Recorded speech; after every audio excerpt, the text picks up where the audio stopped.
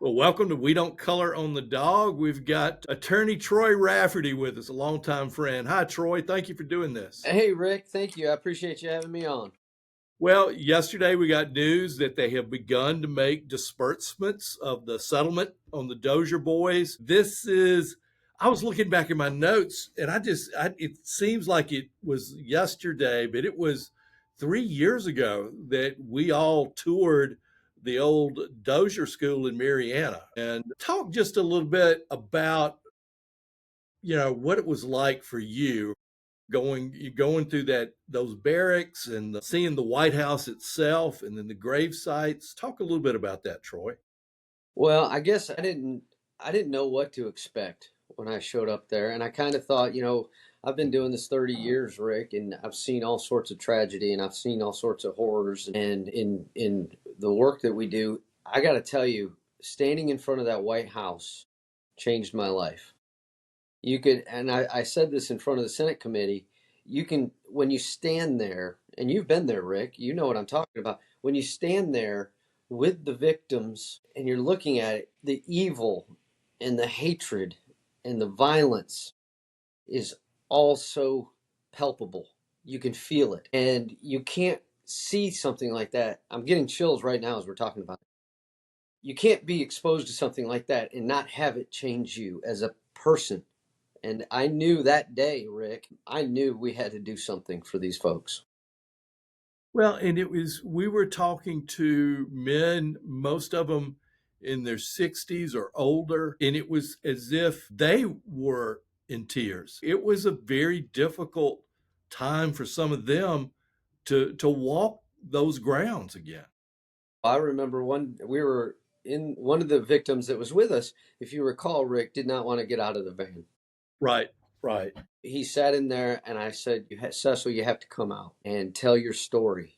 We need you to tell your story. And he looked at me and he said, I've done 3 tours in Vietnam, Troy, on the front lines, crawling through the mud and the blood and the muck with bullets flying, not knowing if I was going to live or die from one moment to the next.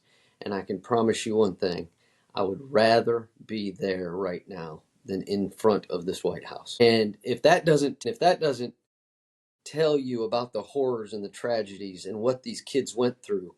And when we talk about the kids, we're talking about the surviving kids. We can't lose track of the fact that there's still almost 200 souls unaccounted for, that there are 55 dead souls that have been recovered so far in unmarked graves. And it is something that I'm happy. I'm proud. I feel like this is a time now when these folks can finally get some closure on a horrific, I don't even want to say chapter in their life, because this has been their life. It's not just one chapter, but they get to turn the page at least and start anew with some form of justice. And this is the only form of justice we could get these folks. And it was important, and I'm just so pleased that the state and the legislators, and thank you to all the legislators.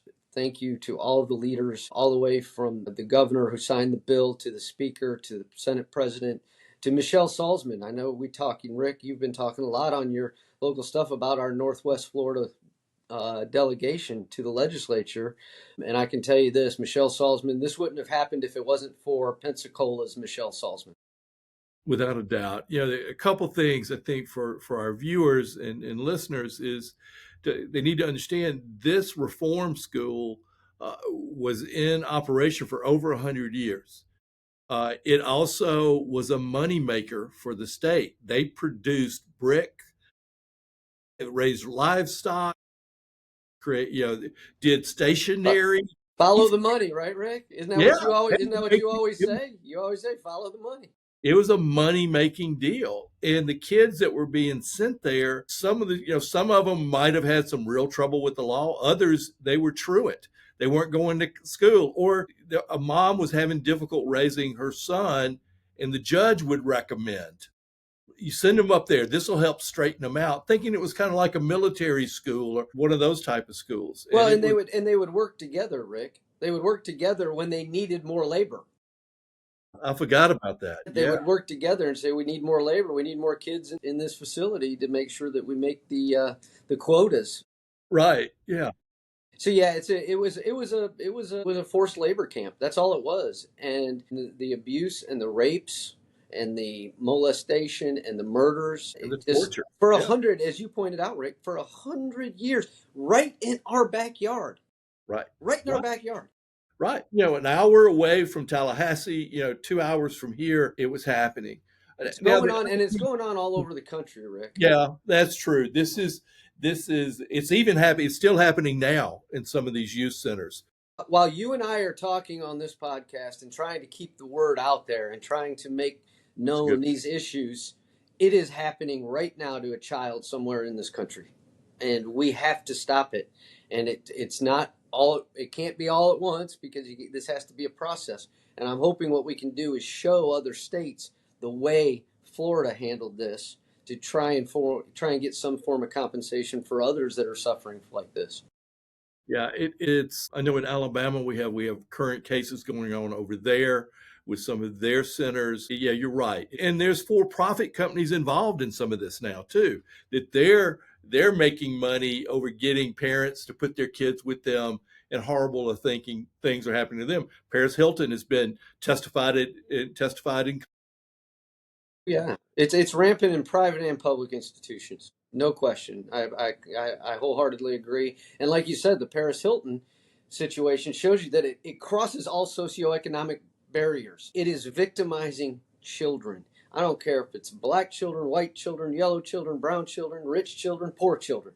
The fact of the matter is, this is about the abuse of kids, the very people that we need to be that we need to be protecting, that count on us to be their protectors, to guide them and to give them the tools necessary to grow. And this happens, and it's devastating, and it's horrific.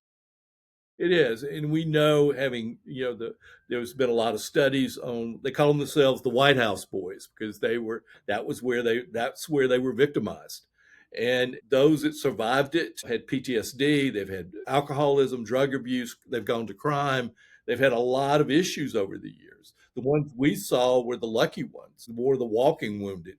But it's a lot of stories out there about that too.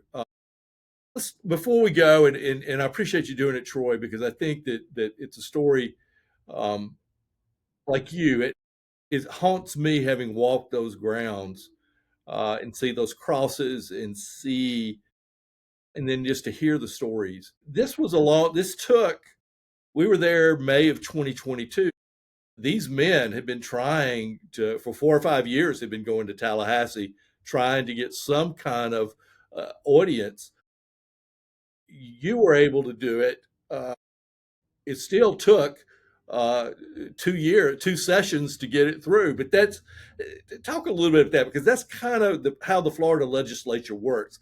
Not a lot of ideas happen the first try. Well, no, and I'm glad you brought that up, Rick, because it's an important point, and I want to commend all of those survivors, all the White House boys. I still wear my White House boys bracelet, and I'll tell you, their courage and their persistence and their perseverance of going up and literally having the Capitol slam the door in their face for over a decade, for almost 15 years, telling them no, no, no, no. And they kept coming back. And so, a tip of the cap to all of those survivors for their persistence and not letting this go away. And yeah, it's terrible, but I'll tell you what, seeing the process finally come together, I know it was that, but we had to get something done. And one of the things that we knew is that we had to do something quickly, Rick, because it had been going on for so long, as you pointed out. We had to make it happen because these folks, as you pointed out, when we were meeting with them 3 years ago, a lot of them are in their 60s and 70s, and we have to do something while they're still living. And that was the time frame that was involved. Fortunately, the money's starting to go. I know that I know for you, and you and I've talked about it a lot. This was really what why you got into law. I It is. mean, this is for you. It was a real spark to reaffirm why you have a degree on your wall, Yeah, why you wanted to do this. absolutely. Absolutely, Rick. This was, as I said, this whole project, this whole process, everything that got us to this moment literally changed my life. Troy, thank you for coming on. This is one of these other journeys you and I have taken together, but thank you. We've been on a lot of them. We have. All right. Thank Rick, you. thank you for having me on. All right. Take care.